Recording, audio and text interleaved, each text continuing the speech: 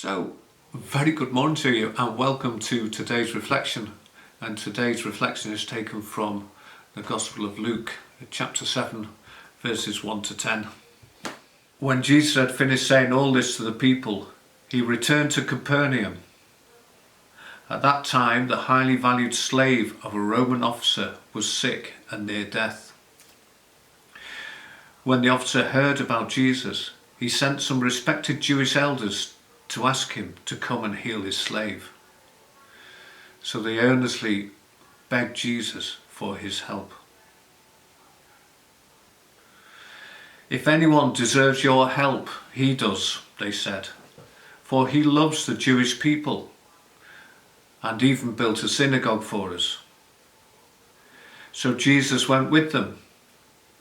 But just before they arrived at the house, the officer sent some friends to say, "Lord, don't trouble yourself by coming to my home, for I am not worthy of such an honor. I am not even worthy to come and meet you. Just say the word from where you are, and my servant will be healed. I know this because I am under the authority of my superior officers, and I have authority over my soldiers. I only need to say, 'Go,' and they go, or 'Come,' and they come. And if I say to my slaves, 'Do this,' they do it." When Jesus heard this, he was amazed. Turning to the crowd that was following him, he said, "I tell you, I haven't seen faith like this in all Israel."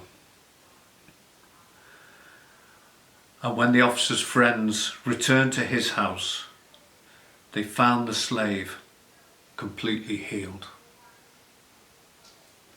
And this is the word of the Lord. And we thank God for that reading. Luke's Gospel depicts Jesus as salvation for all who believe, especially those on the outside of society. The poor, the oppressed, sinners, Samaritans, women and Gentiles.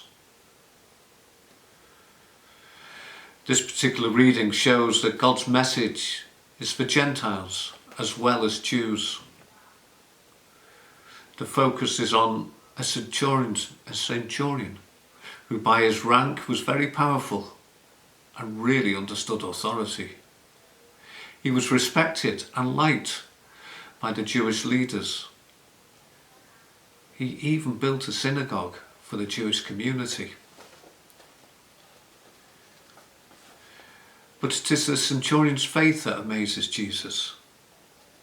And Jesus says, "I tell you, I haven't seen faith like this in all Israel."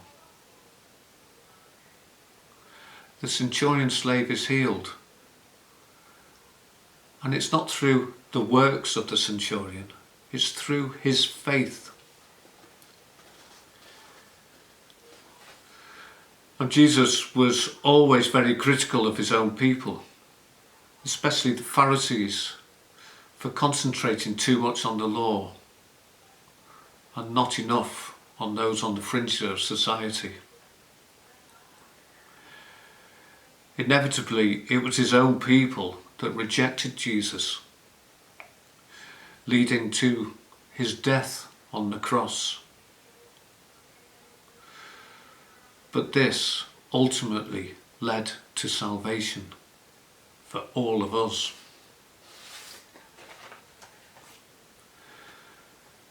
Today, as his disciples, we need to ensure that those on the fringes, the outsiders, are part of the good news of Jesus Christ, are right at the centre of the message. Everyone is included. Now, to me, the centurion seems an odd subject for Jesus' attention. He is rich and very powerful, but he is still an outsider. Everyone is welcome at the table of Christ. Everyone is valued and everyone is important. Everyone is loved by Christ, even those we may not expect to be. So let us pray.